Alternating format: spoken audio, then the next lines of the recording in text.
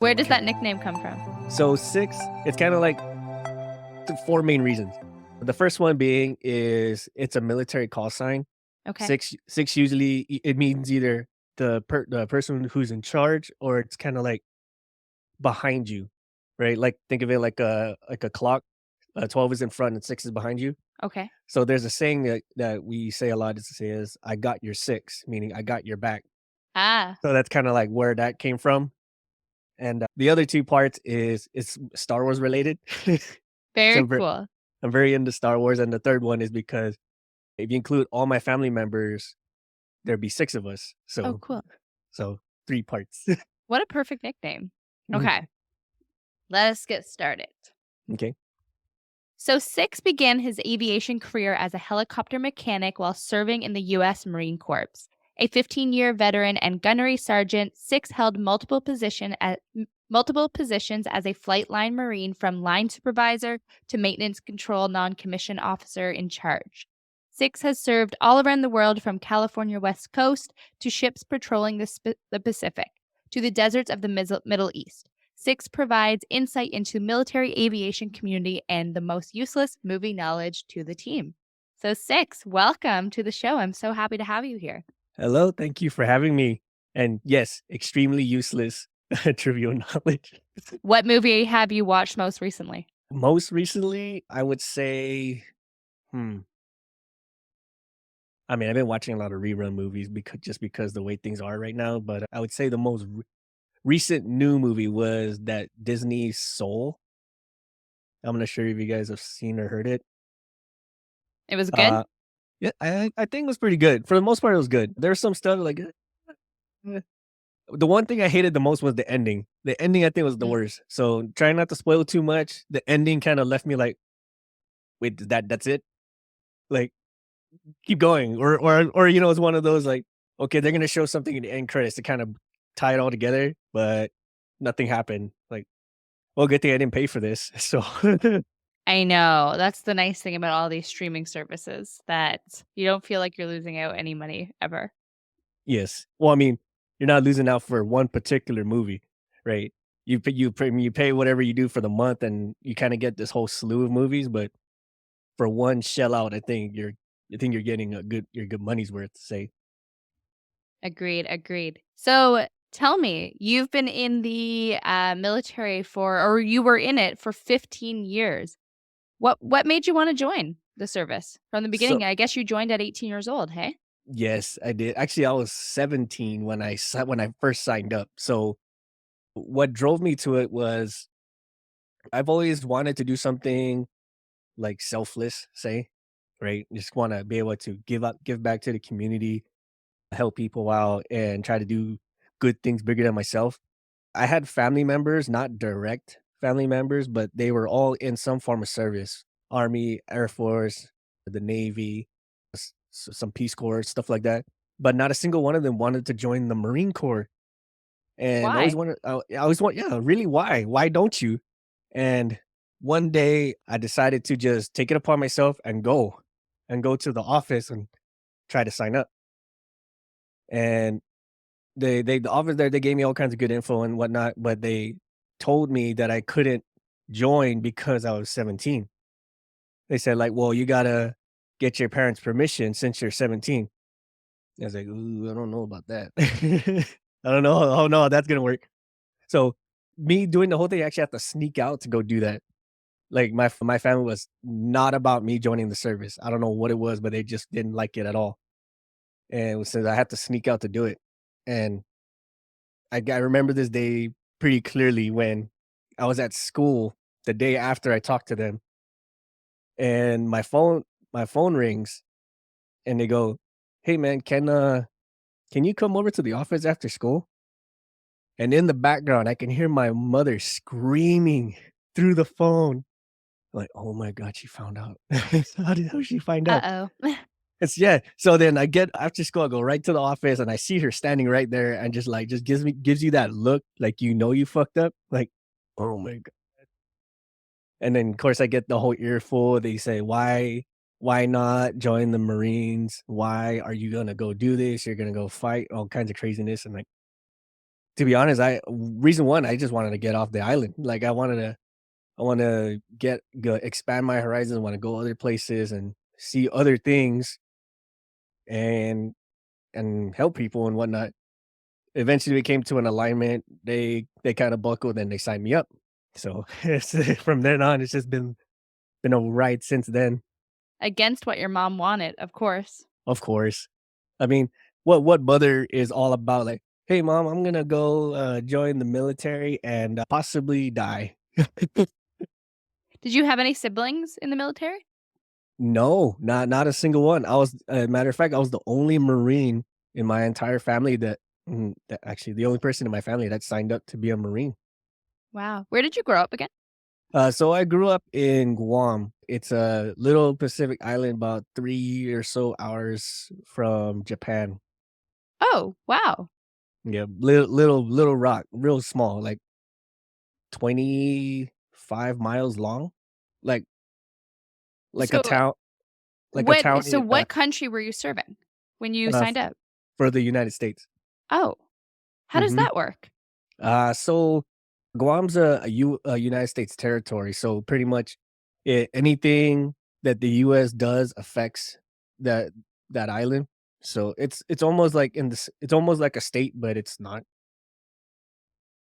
You gotta give me some geography lessons right now. So, when you grew up, were you technically a US citizen? Yes. But where you grew up is really close to Japan. Yes.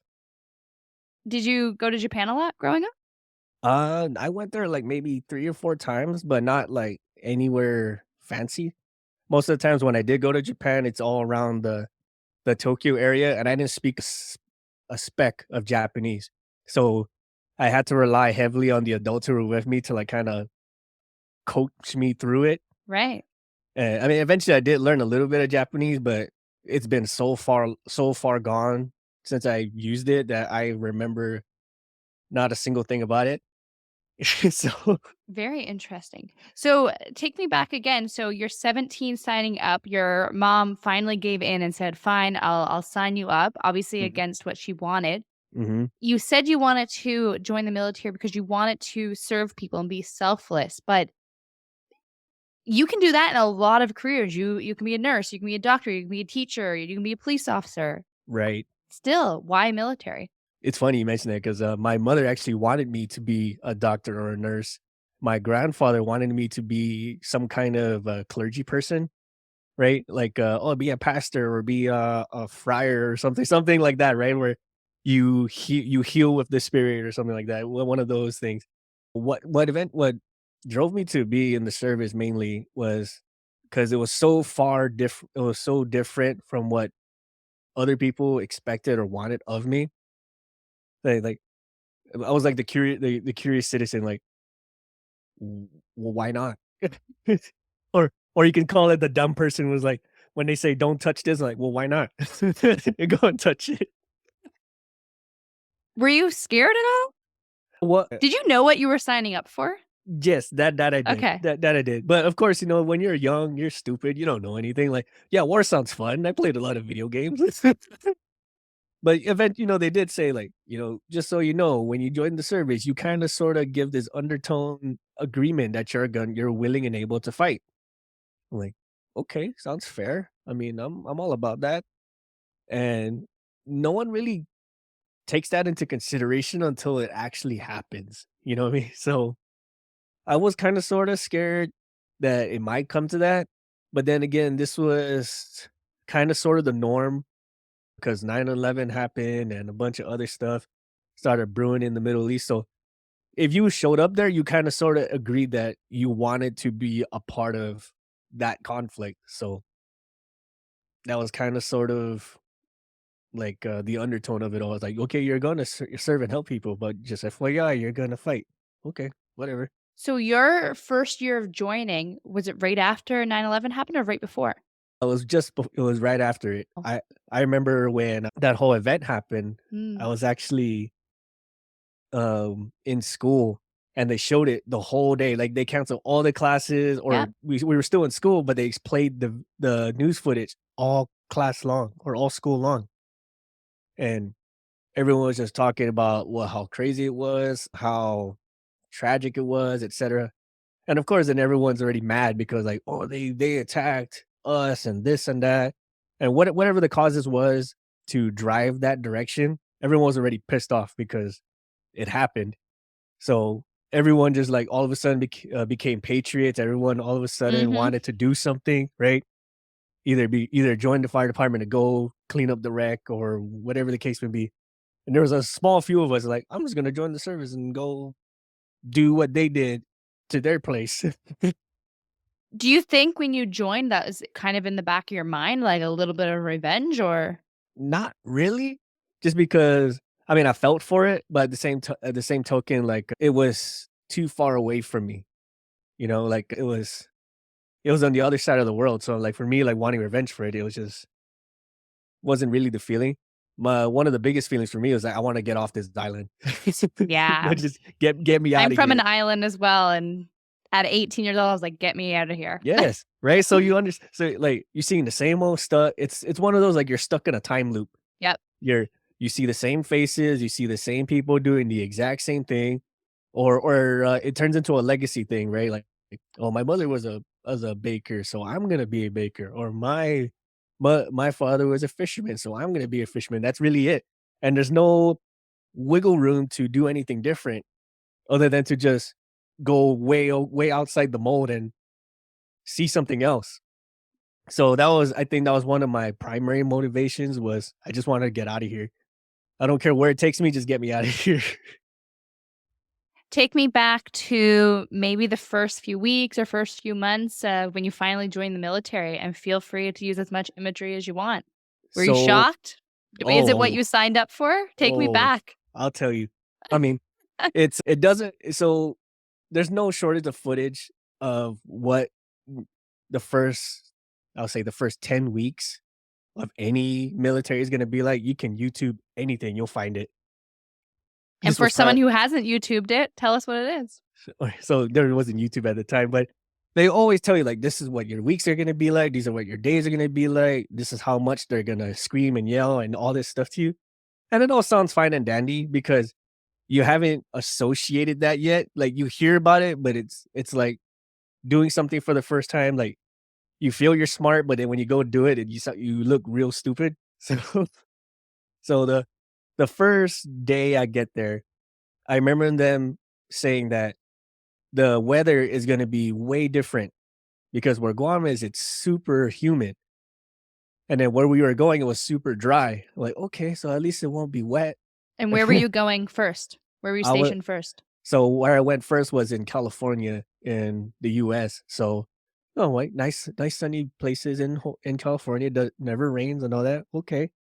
I get there and it's in the middle of fall, soon to be winter, and I've never, experienced weather lower than 65 degrees.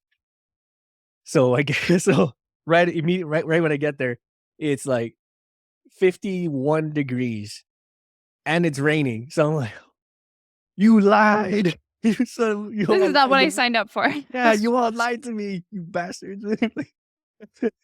So I'm cold and wet. I've never been this cold and wet in my life. So the whole time, everyone's just thinking it's just a normal day in California, and I'm dying. Like, how you guys do this?" And and again, going back to where you can get told something so many times, but it's never the same until you do it yourself. So when they say like, "Oh, they're gonna scream at you this way, your day's gonna look like this, et cetera, et cetera, et cetera," it was a totally different experience when you actually go through it. And I'll tell you, I was shocked. I think everybody at some point in time, either when they first get there or like within the first 2 weeks of getting there, they realize like, "Wow, I made a big mistake." You're calling home, be like, "Mom, you were right. I'm coming back." Yeah. So, well, I don't know if the other services do it, but in the US Marine Corps, you only get one phone call, and that's when you get there. And it's this whole scripted phone call. It's like maybe like 5 or 6 sentences, and it's just like and you really get, "Here's you on the phone." You gotta go, "Hello, I've arrived to whatever base. Please don't send any mail. I will send mail to you. My mailing address will be there. Bye." Click. That's so cryptic. That's not true. Yeah. I'm like, "What?" One call forever or one Well, call a week? no, that's it. That's your only phone call until you You're graduate. lying to me. I'm not kidding. I swear. You're a So, 17-year-old kid. yeah, yeah. Fun, isn't it? And so that's why they have you sign, right? I mean, it sounds like you signed a lot of things that you probably didn't realize what you were signing. Oh, well, I mean, Of what course. kid does, you know? Yeah. Hey, kid, sign up for a home loan. All right. Uh, Seriously. so my story with that is when I went to make the phone call, there was like a 12-hour time difference or 13-hour time difference. So I'm calling, it's morning there, but it's evening over in Guam. So I'm calling, no one's answering the phone, like, please answer the phone. And then like, have you tried like 3 or 4 times? Like, yes. Like, hang up the phone. What? And is So I that your didn't get only chance? so I didn't get nothing. I got nothing. And, Really? got nothing. And I was maybe like a month in, maybe like 3 weeks or just shy of a month in. And I told the instructors there, like, hey, I have never made a phone call since being here. And then the instructors, like, they like inducing fights among each other or among each of the different classes. So the senior instructor goes, all right, you didn't get a phone call? Okay, I'll help you out. We're going through this course where it's like a combat course where like they give you like these foam sticks and you guys gotta beat each other with it. Kind of like like a game show, right? Or like like a cage fighting ring. So he goes, if you can knock off his helmet and then bring it back to me, I'll give you your phone call. Okay. All right. So here I'm motivated to do all kinds of unnecessary damage to somebody, and they're not even expecting it. So I'm all extra violent. He's probably just like, whatever, I'm tired. I I I knock off the helmet, I get the helmet, I bring it back. Here's your helmet. Like, all right, here's your phone call. He gives me his cell phone, and I get on the phone for like a solid 20 minutes. Like, worth it. What did the other guy say? I was like, he took my helmet. And then of course he's gonna get yelled at because like, why would you let him take your helmet? Of course. Tell me some other stories in your first month or 2 or 6 months. Oh man. What's going through your head? Are you interacting with the other guys well? Like, tell S me things I definitely would not expect. so when we first get there, everyone kinda, like, stays in their own bubble because there's like, "I'm just here to suffer through it until I graduate." What do But you the mean by ins graduate? so almost every military, you go through, like, an indoctrination period where they teach you the basics of how to do military stuff, and at the end of X amount of weeks that you guys graduate or finish that course, and then you can say, "Okay, I am now an American soldier, I am an American Marine, Canadian soldier, etcetera, etcetera, etcetera." So, when we first get there, we're all kind of like our little bubble because we don't know anybody. We're it's almost feels like you were ripped from your home and then just put in this prison, almost. Is So it we like all the movies where you're all kind of sleeping in the same vicinity? so that is true.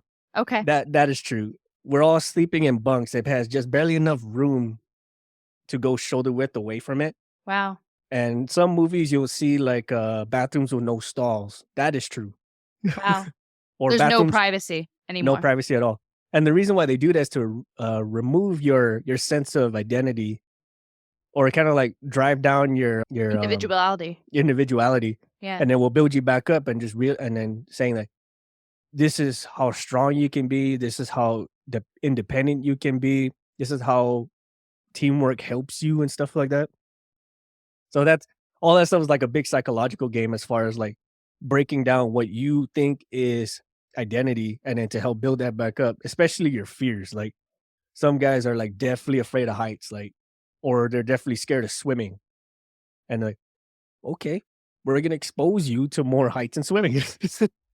Do you think that's a good thing? I I think so. I can't tell you if it was how they handled it was good or bad, but I will say like some guys realize that their fears is almost always just in their head, especially for certain things like heights. Most most people that I saw throughout the training, they were scared of heights for just because it looks scary. But when they go through it and they go through it, you can see the light bulb in their eyes saying like, "This isn't bad." And then Right. they do higher stuff. I'm like, or they'll do it faster just so they can get over it quicker. Yeah. Well, there you go. Now he's Superman. Or or you have some individuals, especially women, where they're not used to being in fights, like physical fights, Of course. and you can tell the ones that are.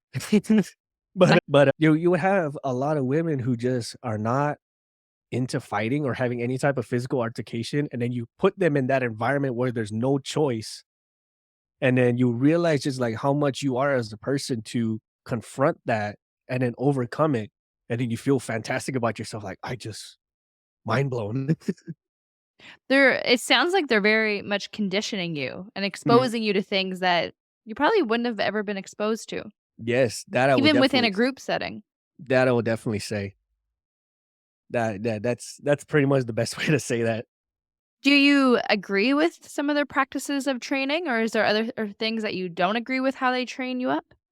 I would say for the most part, yes, but there's also some things where I feel like they focus more on getting the task done than they do about the individuals, right? And I'll say that to the effect where like it's all about getting the job done, and then if they can't do it, then we just kind of like put them more on the let's just not task them out to do anything, right? Give me So an they almost example. so they almost kind of get like left behind in a sense, right? Ah, So now let's see, let me what kind of example I can give. Um like any examples where you felt like you were being left behind? me particularly no, because I was one of those like super stubborn people. Like Mm, I just can't accept failure. But I think what that did is like for those that do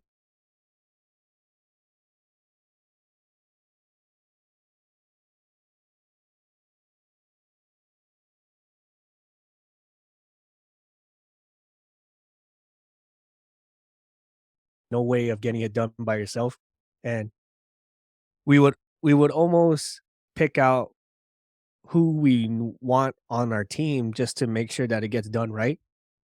And smart. then and then you'll get like and so the instructors they'll like trip you up like, okay, we're taking this guy out or this person is not available. So now you get this person like fuck. So It's like being in gym class again in school. yeah, yeah. Like, And don't put the awful person on our team. We wanna win. yeah, exactly. And then that's pretty much how the whole mentality was. Like everything is about winning. So that's where everyone's mindset starts to fall. Like I just want to win.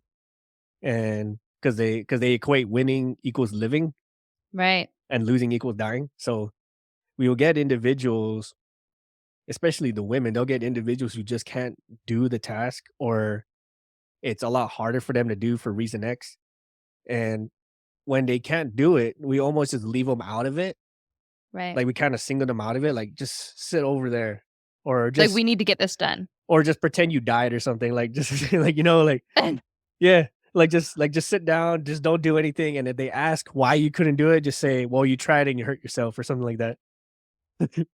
So was there a lot of women in no, your area? No, not in my okay. area, where I was in Cali at the time, there were, like, 0 women. Right. So but in other places, like in South Carolina in the US, there's a good amount of them, probably, I don't know, like a couple 100, women, Interesting. and some of the stories they would share with me, like, "Oh, yeah, they used to do this and do that," like, wow. I can imagine what it'd be like, especially for women, because up until that point, the mindset was to not to do the exact opposite of what you guys are doing. Seriously. So for you to pioneer this way for yourself even must have been such a shock. So true. How long were you in training before you actually got to go into the field? So I was in training almost for a whole year. Oh, Uh, wow. And so just, like, in training, not seeing any field work, just kind of practicing for it all? yes. Oh, So wow. That's a long so time. pretty much, especially because what I was doing aviation stuff. So it's almost guaranteed that you won't be seeing any major work for at least 9 months. Oh, wow. And that's assuming that all the classes are freed up and all the you guys learn the material like super easy and stuff like that. So, and then even when you do get to the field, you gotta have certain type of licenses and certifications that justifies that you can do the work, because they don't want just any random person turning wrenches on stuff they have no idea Of what they're doing. course. So, it's about almost about a year from the time I started to the time I was actually out on planes in the field doing what I needed to do. So talk to me about kind of, once you're in the field, so you went to the more aviation route within the Marine Corps. Yes. So what are you doing? Are you fixing the planes? Are you running the planes? So, my particular, job when I signed up is I actually do the fixing. So, planes we would need X amount of planes to do whatever job, and I would be the one to maintain it, kinda like, the minimum servicing, like change the oil and gas it up and stuff like that. Or if there's any minor to major breaks, I would be the one to actually overhaul it and fix it. And then you come to a point where you're the one who says, "This aircraft is safe." Like, you're the one who signs your name on the piece of paper, says, "This is Right. safe to fly in." And I was doing that, like, I think I was let's see, so I was in 17, what year? 18, about 18, close to 19, when I was the one saying, like, "You will not die if you fly in this plane." Wow. That's a lot to handle as a Oh 19-year-old. oh, yeah. So, like, and then, imagine, like, telling that to a 19-year-old kid, like, you're in charge of, let's say, $24,000,000 worth of an airplane and the people who fly in it. Yeah. Ooh. So describe to me, I don't know a lot about military at all. So paint the picture. If you're fixing a plane and someone's flying that plane, what are they Mm. doing with the plane? And again, It pardon my ignorance. I don't know very much about military. okay, it They're depends kind of on patrolling the area, right? right. It Okay. depends on what the plane is. Like, Right. say, if it was like a Top Gun plane, right? Like in the movie Top Gun. Sure do. That I was that for Halloween one year. heck yeah. Alright. Now so we're getting places, right? I should So have wore that tonight for our interview. you That should, I should have thought of that. right? Well, we gotta get a call sign and everything. Yeah. So, like, for instance, that particular plane, that's meant for air-to-air fighting, like, it's meant to shoot down other planes. Really? And other than shooting down other planes, it's also meant to drop bombs on certain places, not big ones, but, you know? Right. And then the particular aircraft that I was on, it was helicopters, so they double as observation, like, they patrol the area, and then they got certain setups on the helicopter where they can shoot at things. So, and the main goal or the primary, focus of those helicopters that I was on is to help the people that are on the ground. So, like, say, like, a bunch of soldiers or Marines are, like, in a combat fight with another enemy force. They will call these helicopters in, and then they'll shoot at them, kinda like Call of Duty video games. Seriously. They'll shoot at them and to kinda either scare them away and or kill them, and then the guys on the ground can move more freely to where they need to go. So, it all really depends.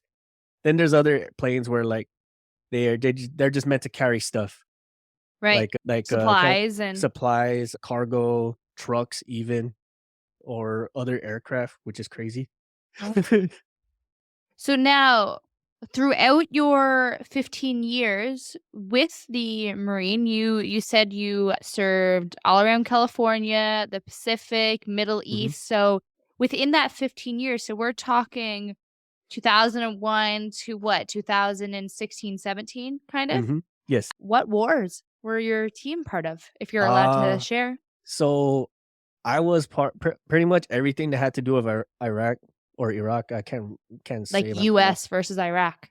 yes. So all of That's that, like a lot of 2000s so far. pretty much, all of that I was a part of. I did not see the beginning of Afghanistan just because that was when I was going through the Yeah. training, but I was supposed to be a part of that when Afghanistan started to get hot again. I think it was 2010 when they started to rise up in their conflict again. So I wasn't part of Afghanistan at all, but I was all over Iraq. Everything of and about that chain, up and down. I can't ever remember places other than Yeah, the yeah, Middle just kind East. of that area. Yep. Yeah, So that's so scary. it was, and, I'm not gonna lie, a lot of people don't grasp how or grasp the gravity of that, and you can kinda see that in their eyes when they finally get their eyes widen up, their personalities kinda take a like a freeze response. So Do you find people become numb to it? oh, yes, very Yeah. much so, very Quickly? I wouldn't say immediately, Mm. but there comes a time when they're there that a lot of the switches turn off, You like, feel like they lose their consciousness, their empathy. oh, yeah, empathy Wow. for sure, and a lot of it has to do with the job itself, so it kinda goes back to, like, that "we must win" Right. and conditioning 'cause they don't even they don't see them as people, they see them as, like, The enemy. an objective, yeah, or Yeah. something that just needs to be taken care of, whatever way that is, right? Or say, like, your mission is to bring food and supplies to villages for, like, humanitarian reasons, right? So, that's all they see is, like, just people they need to give food and supplies to, etcetera. They don't even acknowledge them as living individuals. They only see them as, "This is just a job, and I need to just do it and go home." And Mm. that's kind of a good thing in a way You because remove yourself from it. right, because this happens a lot to veterans especially who've been through, very painful scenarios that they'll get attached to the situations that they're in, and then they come back home and they can't turn it off. Like, they get real sensitive to how things were over there and how simplistic it was because everything was just, okay, you get the job, you get your gear, you do the job, you come back home. And then you come back to the real world where everything has its own ball of yarn reasonings for everything. And they just can't readjust because they've been so used to being so turned off empathetically or morally or whatever the case may be. So Ethically, your level of right and wrong goes out the window once you're in that. pretty much. And that we're talking like extreme cases. Yeah. You'll the middle ground I would say is they'll struggle with it. Like they won't know which ways are the right way to go. So like, am I supposed to be? They'll start off as insensitive, and then they'll feel bad about it, and then they'll really go down in the dumps, and then they'll just kind of like feel bad about it for some time, and then they'll encounter that situation again. It's like, well, I don't know if I should be or I shouldn't. So they kind of just over course correct for the situation they're in. Do you find I feel like when you're in the military, you're being told one thing of, like, the reason why we're fighting these people, but I Mhm. feel like everyone kind of me or just regular people are hearing another thing. Do you think that? I kind of Are do. we getting propaganda? I don't know. You know what? That's an interesting question Yeah. because I'm not in Well, that. you've never been out really outside of it, yeah, so Yeah, I've never been in that area, so I can't confirm or deny it. I would say a lot of people do think that. They do think that the government, the many forms of media are feeding certain info or certain narratives to you. I can't confirm or deny that because I don't know exactly what they're saying. Because once you are over there, you're cut off. Like, everything is just you're cut off so from the real world. like, rumors become news, right?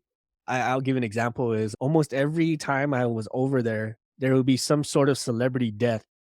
Like, "Hey, guys, did you hear Jennifer Lopez died?" I'm like, "Really?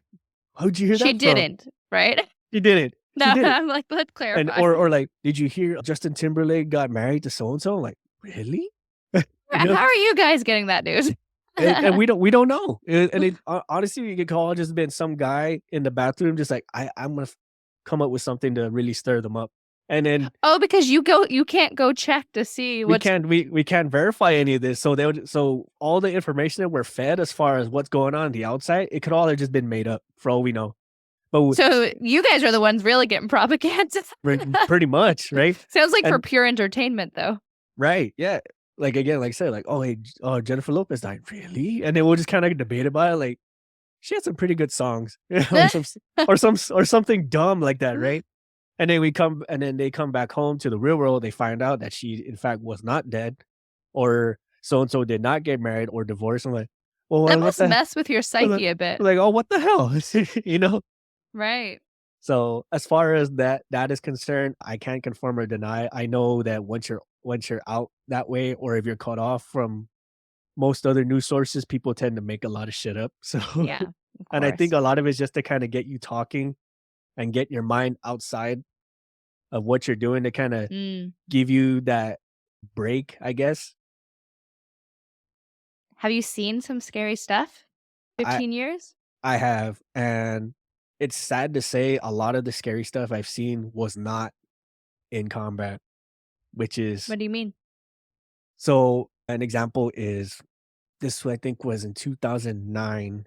We had a helicopter that was out doing a training mission, just training, like, new pilots, new aircraft, just trying to learn the ropes, and they were flying back from their training site, and then they end up crashing in San Diego. Oh my god. So, And these are your um, own people. these are our own people, yes, and you start wondering, like, what happened? Who was working on it? Just questioning yourself, trying to be like the forensic scientist and trying to figure out for yourself exactly what happened. And the worst part is, like, some cases like that, there's another aircraft next to them and sees the whole thing happen. Yep. So then it turns into, like, this big time survivor guilt, like, this is not how we're supposed to go, you know? Especially in the military's mindset, your whole mantra is kinda based around this whole 300 mentality, like, "It's honorable to die in war." And then And they teach you that? You feel like everyone feels that way? I would say to a point, everyone feels that way, especially when the Iraq war was, like, all the buzz. You would notice, like, a big influx of movies where it's all about heroes or 300, for instance, right? Just kinda bring your spirits up, like, what you're doing is good, and then you come into situations where they start, dying in training missions, like, this is not how it's supposed to happen. We're not supposed to be getting hurt in training missions or training exercises. So that's what I mean by, like, some of the worst things I've seen was not even in combat. I mean, combat is ugly, period, no matter Of course. how you slice it. But it's kinda one of those, like, you expect it to happen. Like, if you, like, say, like, if you're going to like a like a shooting range and you hear no guns, I'm like, "What?" Mm. Like, the sound of gunfire doesn't surprise you because you know it's supposed to happen, but when certain things, happen that are not supposed to be there, that's when it really messes you up. How does yeah, it messes you up. But how does that affect you when, as you said, you're losing some of your own, not even in combat? How is it dealt with throughout your team and throughout the military?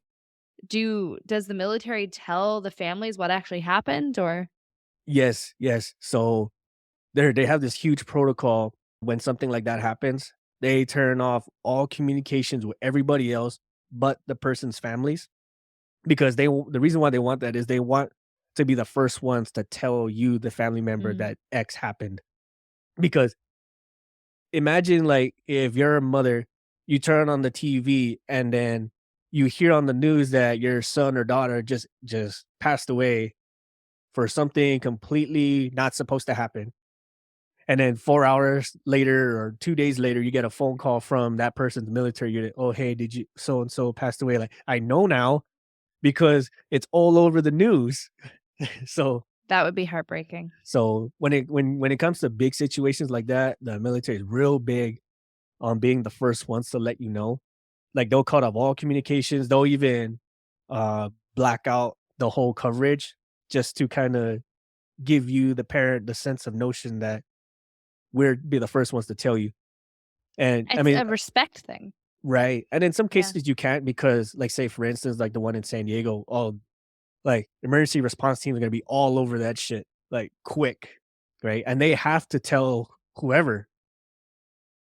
So, I mean, I don't know how fast news coverages will turn around, but I mean, it's kinda one of those races where we have to tell the family first before they find out on it on San Diego news. Yeah, that would be so hard. What was I gonna ask you? Do you is there any other, like, scary times or any regrets that you have throughout military? Any Mm, stories that you can share? like, as far as scary or regretful, Scary or maybe things that you never expected to see or do or so I would say unexpected as far as service goes, because the whole time you're being conditioned to work as a team, to operate and pretty much be family. And for the most part, we are. But you will find those individuals, and I'm talking like a small percentage of individuals that just want to do it for themselves. They're all about this is about me. And you would think that those individuals would have got pushed out in one some way, shape, or form, but they don't, and they prosper. And I'll give an example of it is I was on vacation one for about 5 to 10 days, and then as soon as I get back, I get a phone call saying that, "Hey, you need to go to the command's office to be a proceedings witness in so and so's trial." You're like, "Okay, what happened?" The story goes an individual and his girlfriend, who were both in the service, had a little shouting match and got a little heated. And then a third person comes in and tries to break them up. Like, this is not the time or place. You guys shouldn't be arguing like this. If this escalates any further, you guys will start being physical and stuff like that. And then the first guy, like, starts throwing racial slurs at the one who's trying to break them up. And already was like, you're not supposed to be throwing racial slurs. What a freaking idiot. And that was the whole premise of the non-judicial proceeding, was because they had started having altercation with each other and they started trading racial slurs. That was the story I was told. What actually happened, this was months after this happened. What really happened was the said couple were actually fighting physically with each other. By fighting, I mean the male was abusing the girlfriend, like just destroying her, like in the most unfair man versus woman fight you could ever imagine, you know? And already that got me set off. Like, how did course. that not even get brought up? And the reason why it went to the non-judicial proceeding was because the second one who was trying to break them up was trying to pull him off her to save her life. That's a different story. So yeah, way different, right? Tries to pull her off to save her life, and then they start fighting. And then as he's fighting him, he's calling the racial slurs. N word, N word, N word. Like, that was nowhere near what I heard. And that was not even brought up, even like in the slightest, Interesting. right? So That was they not were expecting you to be part of this judicial matter, and you didn't even know the full story. yeah, so I was pretty much there, like, as a witness, like, you're here to witness the whole thing go down, like, you're there to see that the facts were entered, that Right. the person was given the opportunity to give a statement, etcetera, etcetera. I was not there to pass judgment or say if he was guilty or not, but then again, I was, like, so in the dark of, A, why I was even supposed to be there, and then B, like, learning all the things after the fact, and then that person still continued on to be in the service, and I I think that was one of the scariest, most unexpected moments because we're especially taught to be a family, to look out for each other, to watch to have each other's six, which is part of my call sign. And when I heard stuff like that, I was like, that was almost like a betrayal. Like, why would you do that? And then so I said that story to a bunch of people, and they all looked at me like, "Oh, that's happened in my unit too, or that's happened over here too, et cetera, et cetera, et cetera." I'm like, what? And this was back in 2009, 2010 timeframe. And then nowadays in the news, you hear about a bunch of stuff over in Texas with those soldiers, like that one that Mhm. went missing. Like, how is this still a thing? Like, Kinda sketchy. Yeah, like, how is this still a thing, and then how are people getting away with it? That was the biggest part of it all. Good.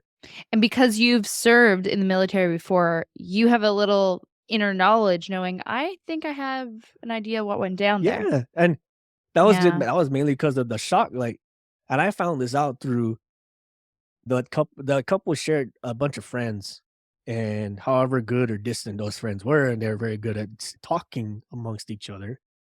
And then one day I was like, oh yeah, they did this, or he went through this because this is what really happened. I'm like, and you knew this, and he didn't say nothing about it.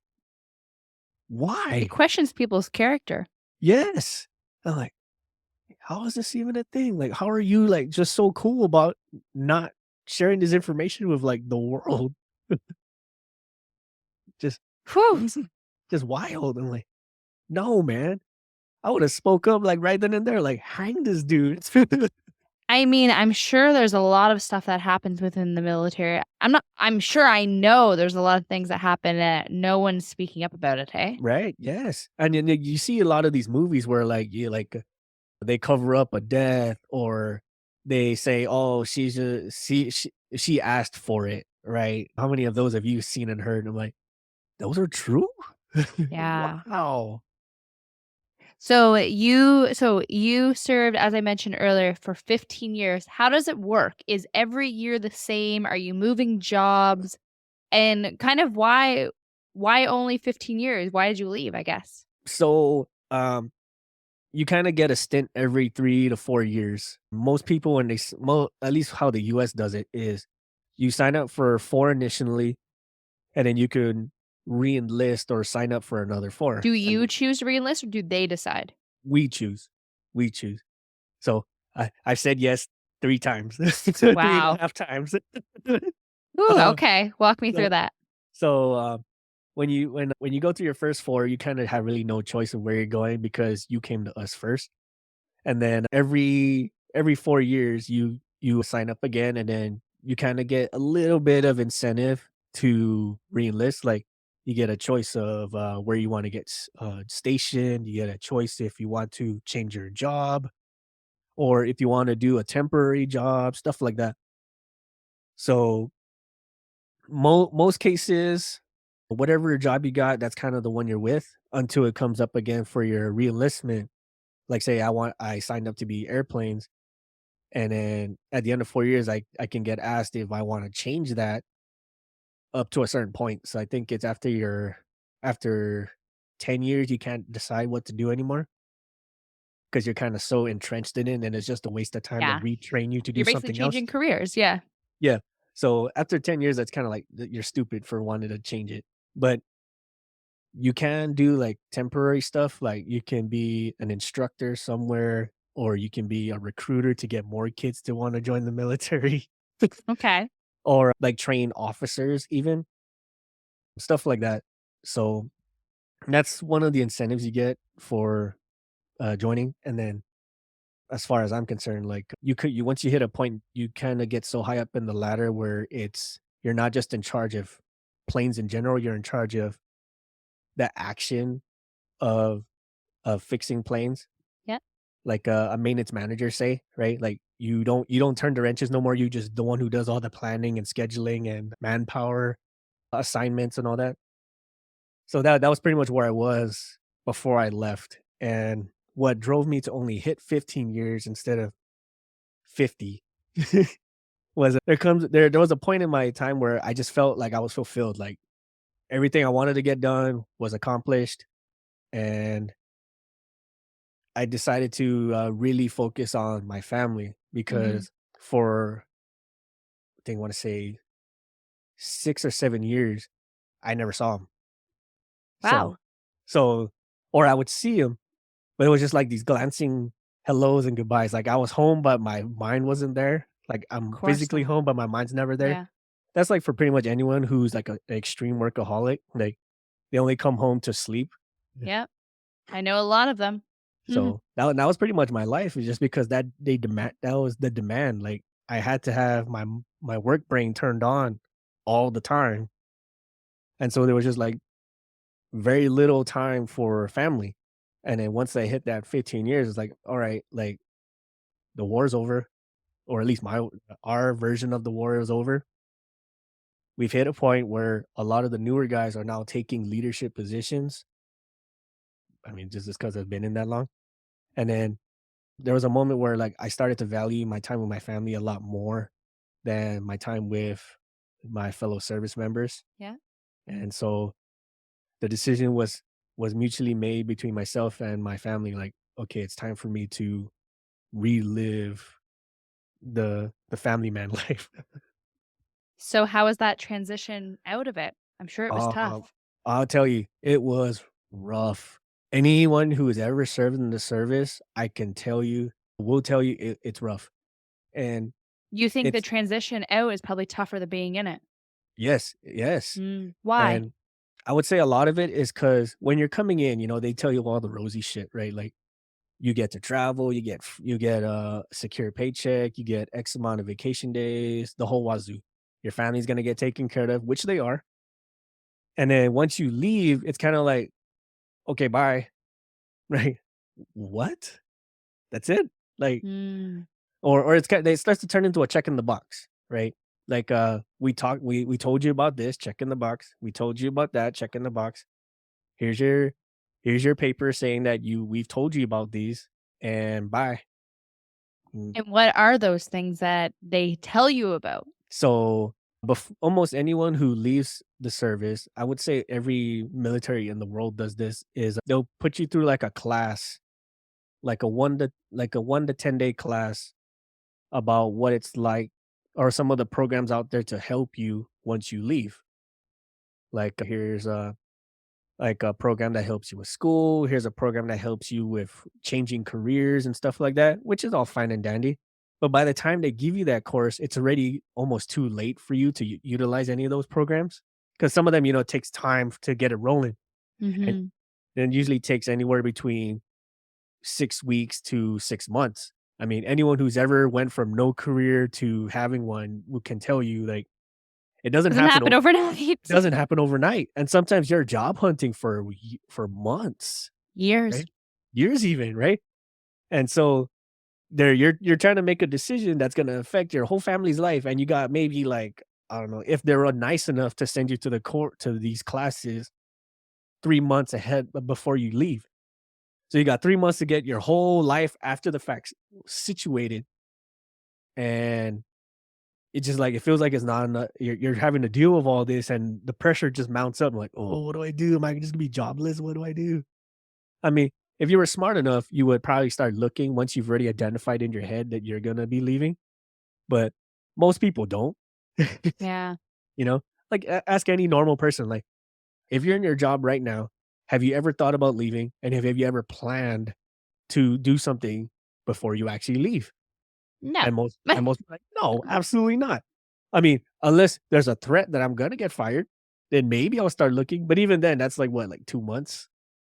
It's not very long. Not very long. Because usually if you do get laid off, it's usually like that day, like, "Hey, here's your last paycheck, friend. Mhm. Just let us know if there's anything else we can do. Please turn in your badge on the way out." Like, Mhm. "What?" You mentioned throughout your training and throughout your time in the service, they beat the individuality out of you. But then when you go back into the real world is all about individuality. How do you Yes. get that back? Patience. Really, it's patience. Because like I said, like, you're so used to doing the team mentality. I mean, yes, you got your family with you, but that's assuming your family fully understands what the person, just went through.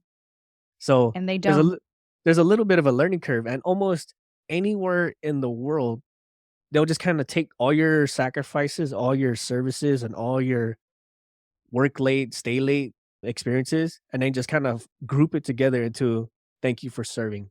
Mhm. That's kind of like the respectful way of saying you fucked up. Mm. you know So, and they don't care like how long you've been in. It could have been 3 months, it could have been 30 years, and it all gets grouped the same. So, like, however long you've had that mentality with your service, and then all that ends, and are just like fending for yourself. How do you find your individuality? How do you regain your sense of self? And so most people, like, they'll just try to go back to school and kinda get their brain going again, stuff like that, but that's assuming they even decide to go to school. But having your family around definitely helps, but a lot of it is just patience. You just gotta be slowly peel that back and realize that the service is over. The the uniform you wear is no longer relevant, and you just now gotta start living for yourself.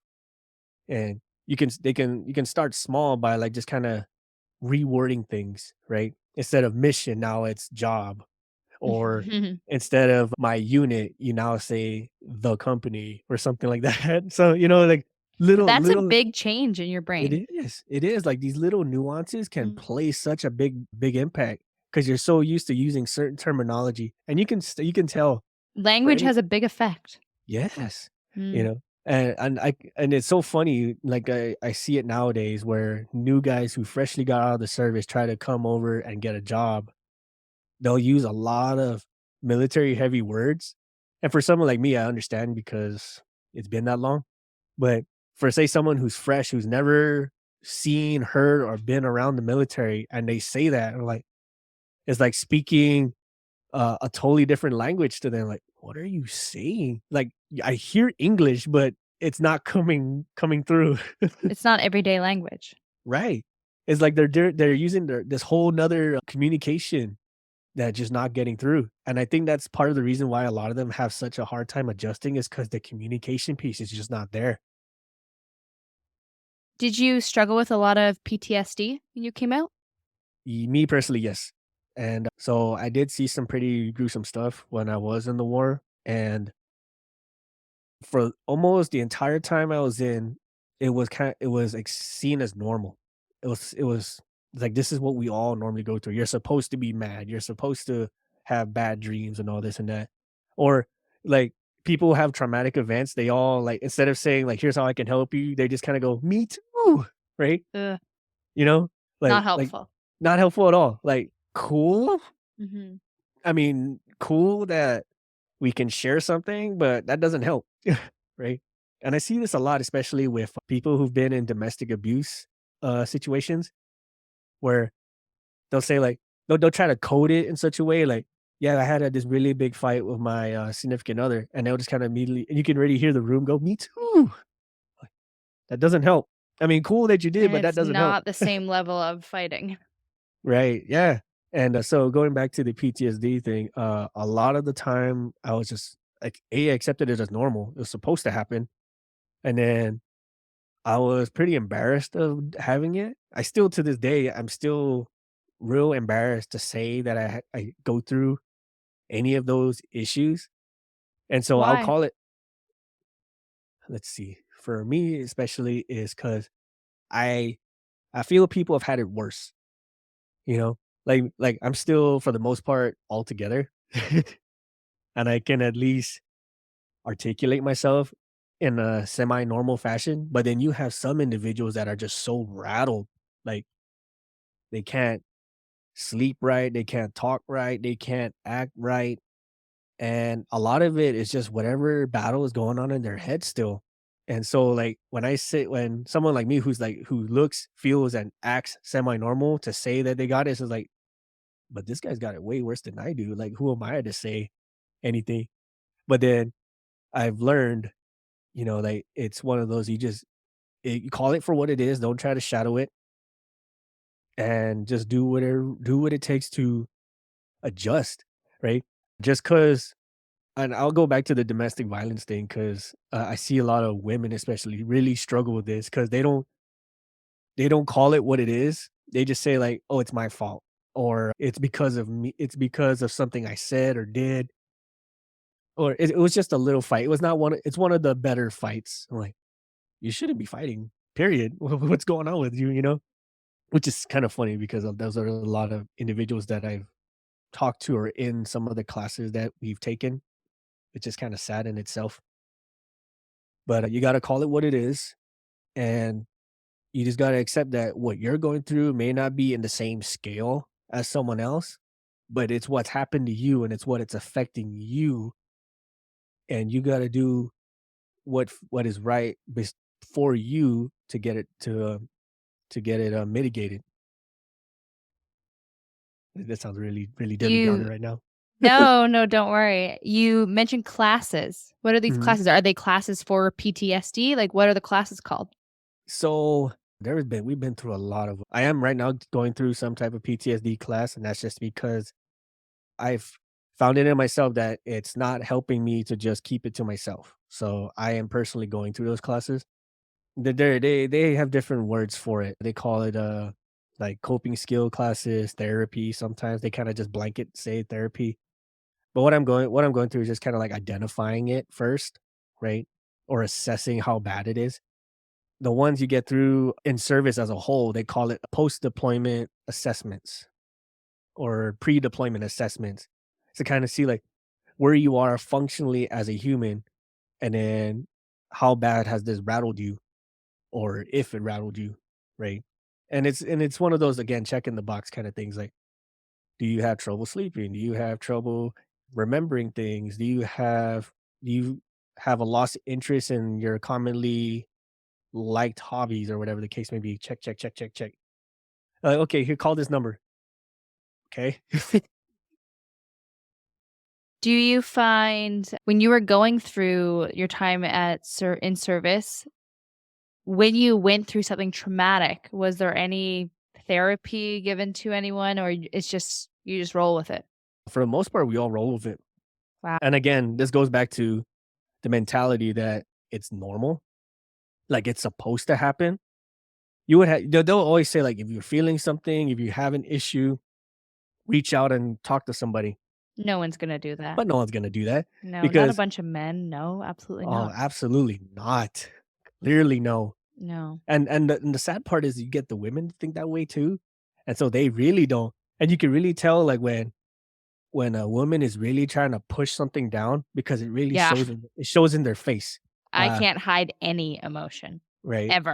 And the reason why I'm gonna pick a little bit on women on that because that's what society has engineered them to do, right? Like you're supposed to be happy. You're supposed to be the jolly go lucky, whatever, right? And so when they're not, society kind of casts them out. Mm. Like, It's a double standard. yeah. And so they're really feeling that double weight from themselves and society and their outside enjoyments say. And so they're really in a bad place and it shows on their face like a lot. And so we think this is normal. We think everything's all gravy. No one wants to go ask for help. But at some point, you know, you get to the breaking point where it's either you ask for it or we make you go through it. And usually when you get made to, it becomes public knowledge, you know? Like, Fair. oh, this person is going to go see the loony bin, you know, or this person's going to go see the shrink. So there's shame added Al- onto it. Almost, yeah, almost to that point. I mean, I can't speak heavily on that because I didn't realize that I needed it to that point. Mhm. But I can tell you of instances where people have sought help and they pretty much get looked at like They're out it. they're they're cursed, you know, Right. or like they're just not of the bunch, you know, like they'll They're get not tough segregated. enough. Yeah. Mm. So and again, I pick on women that especially because they will eat their own as far as that. I'm like, but you guys understand emotions way better than men do. So why are you talking shit? I know. It's a double standard always, always, always. I'm sorry to be bringing that up. I can imagine No, we're all that. aware. I'm Do telling you, like, you Go ahead, sorry. I was like, I'm telling you, like, women. My props are to all women everywhere because the trails of y'all have blazed throughout the ages is just phenomenal. And if you look at where women are now, as far as what they're capable of doing, if you said this to somebody like 20 years ago, even 10 years ago, even they would have told you you're crazy. They were like, women can't do that. They belong in the kitchen. Or women can't do that. They belong in the office. Like, where you go off getting this? Where? And the only reason why they haven't done it is because they've been engineered to think otherwise.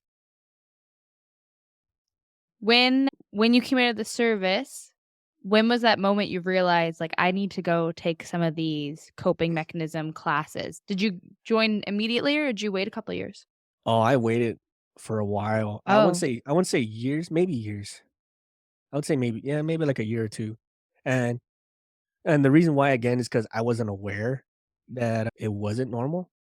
And then what really started to set it off was like, what everyone else perceived as normal wasn't jiving with what I was doing, right? Like, I would have, issues sleeping, or I'll have issues remembering stuff, mm. or I'll express a lot of the symptoms that we used to accept as normal, or we think that this is what the military is supposed to do, and they're like, "But you're not in the service no more, can't you just turn that off?" I'm like, "No, I can't. I can't." Like, That's kind of an insensitive thing to say. yeah, again, this is from just outside people, like, you can't, think of it like, you can't tell someone to unrape themselves, you know?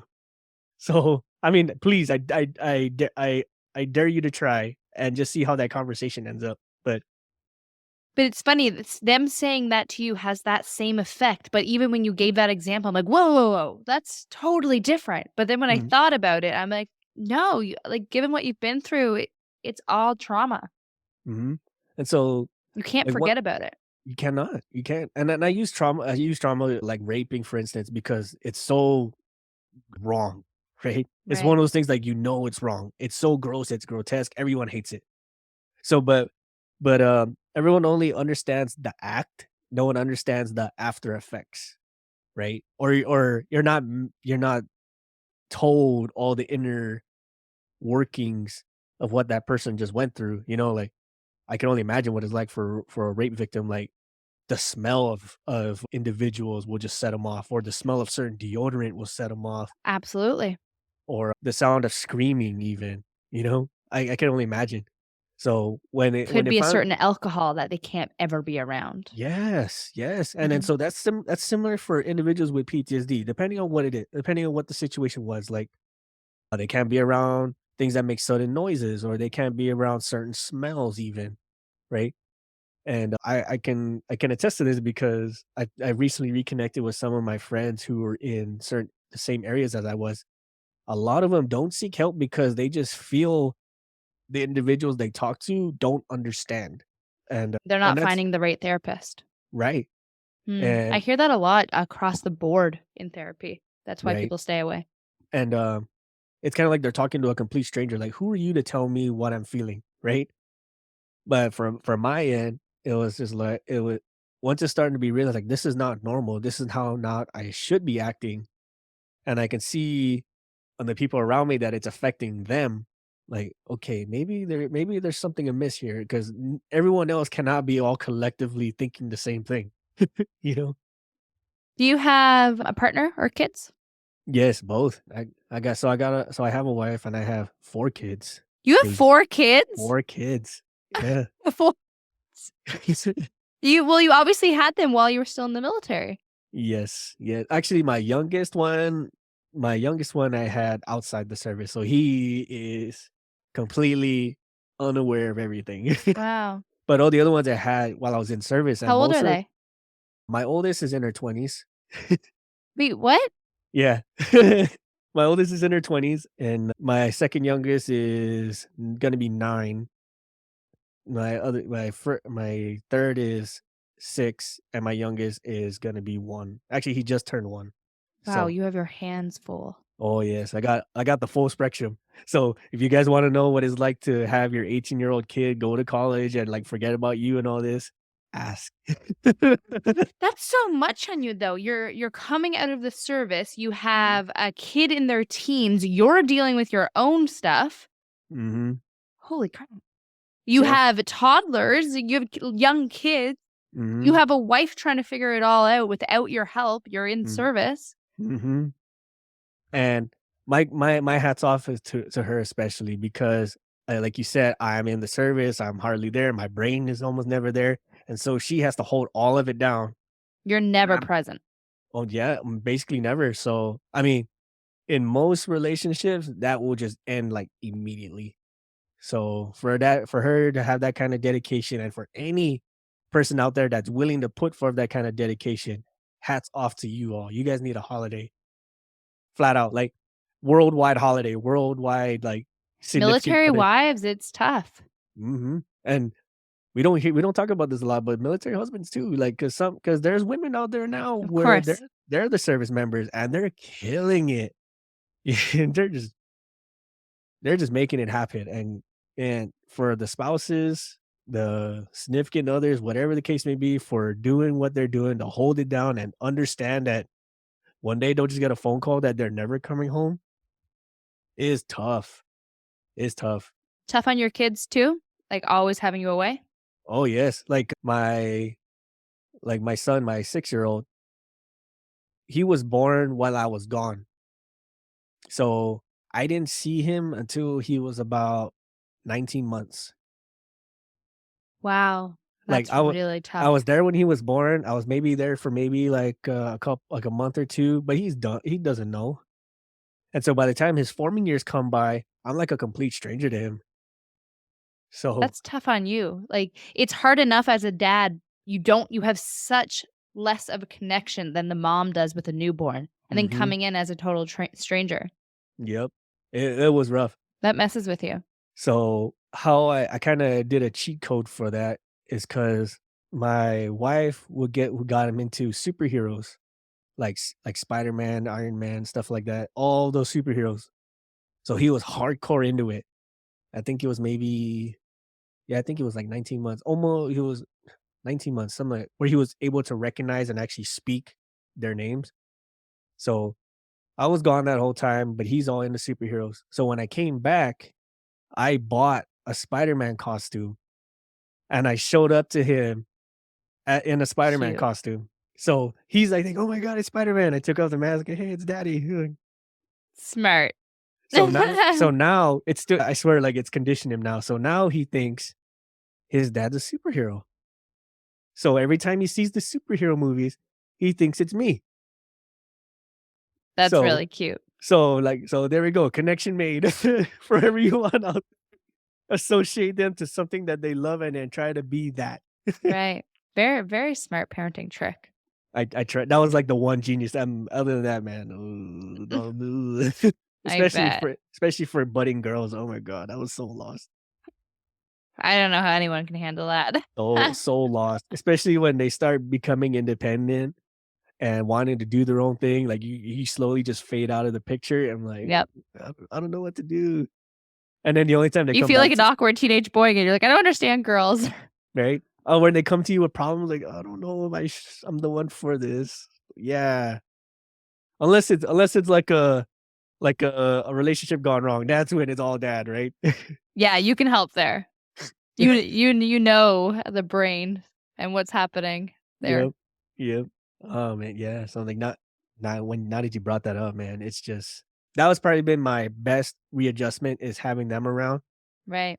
because I haven't seen them that much before that, so just even being around, like, "Wow, you're so They amazing." brought you joy to your life. It's like, "This is so amazing." I don't like, when they when it's mischievous, but it's smart at the same time, like, "That was really cool." I Like, "I hated the think fact that you you did that. That was bad, but I see what you're doing." yeah, especially when they learn how to collaborate with each other for the first time, like, "Is that curry?"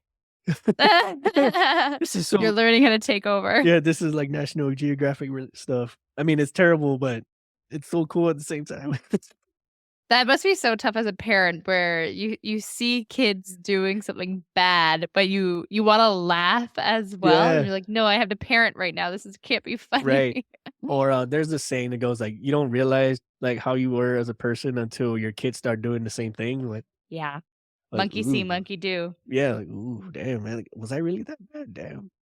Or it's like, "Where'd you learn that word?" "Oh, right, I say that." Yeah. Like, "Oh, I gotta really watch my tone around you." Yep, Ugh. too funny. What are you struggling with these days?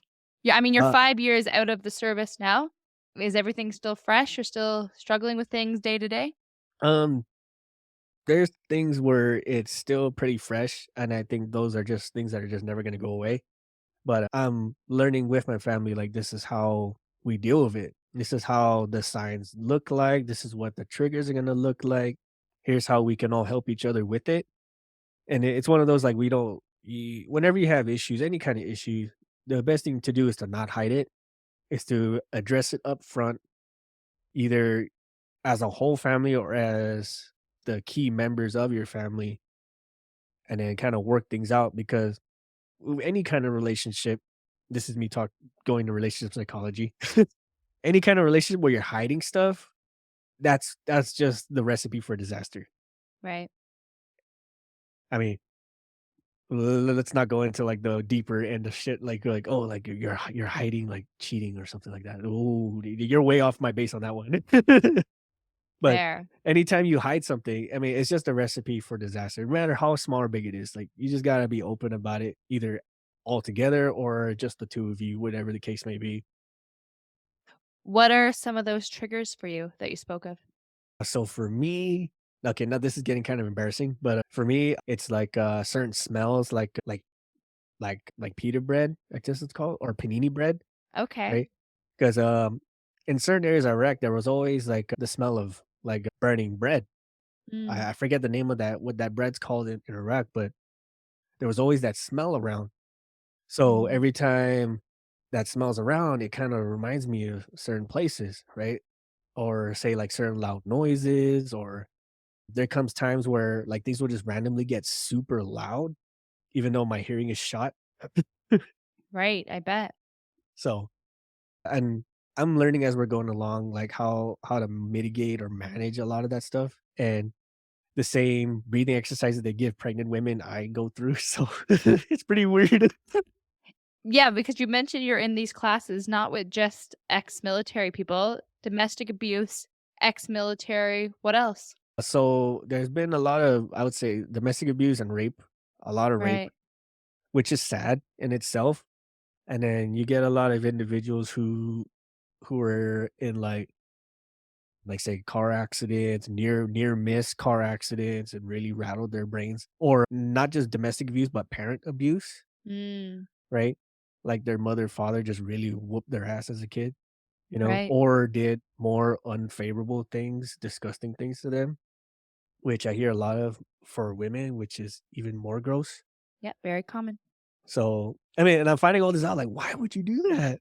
Why? Why? Who does It that? must be But eye-opening too. You know it happens, but being in a very intimate class with people who have struggled with that or sorry, not struggled with that, but have gone through that traumatic event, mhm, and you guys are sharing stories, but have similar underlying feelings and PTSD mhm. about it. That must be interesting. Yeah, it's real crazy. And It's what I'm I've sure initially you were like, "How could you compare me being in war to childhood abuse?" But you're like, "Oh, wow, that still affects a person the same way." yes, Mm, and what I've learned through that course is a lot of that stuff is your body's response to trauma, right? And it's kind of fight or like flight. it's one of those where like your body feels it, so then your brain starts thinking about it, and then they escalate each other. It turns into like this cyclic effect where one perpetuates the other and gets worse and perpetuates more and keeps going and going and going. So that's really interesting, like now you're trying to science all this stuff, and it's pretty wild, like what causes a lot of that.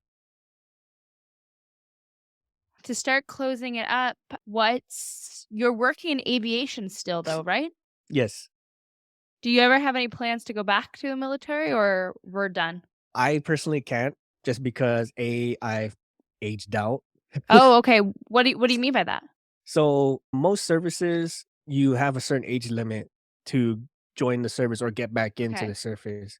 For brand new, never joining the ever, I want to say the most they can have you in is like 32 Oh, years wow. old. And then say if you're a previous service member and you're coming back in, the oldest you can be is like 35, unless And you're is going. there a certain like, if you've been out for too long, you can't come back? Is there anything rules around that? I wanna say yes. I Mm. wanna say there is. I'm not too Because 'Cause familiar. you're probably too antiquated with the real world, like, they'd have to retrain you Yeah, back and probably. I have heard Yeah. of stuff like that where, like, it's been a minute. Like, say you're within the age limit, but it's been, like, 3, 4 years since you've gotten out. They would have to send you back to retrain and relearn everything. But, yeah, as far as me going back, then pretty much aged out, and I think I'm too broken now to Mm. especially with some of the medical issues that I've got that I'm working through now. Well, like the Yeah, PTSD, for exactly. instance. So, like, that they're not as been now that it's declared, it's kinda like, "Well, should we even have you, bro?" Yes. So, there's that, but as far as working in planes, I still do it, I'm still able to, and I'm happy to help the people that are flying in them. 'Cause you're still doing a similar role, just not with Warcraft, right? Correct. So Mm. now I just do regular planes like, props and civilian style planes. I'm not so much in the manager spot anymore. I'm more on the inspecting other people's work. So, someone does a job, I'm the one who goes there and says, "Okay, you did this right or you did this wrong." That feels good. It does, because Yeah. then it's one of those, like, through me, you're gonna be safer, and that's kinda like another way of Mm, me giving back to you, knowing that you're flying in one of my planes and you're gonna be safe. so true. One of my last questions for you.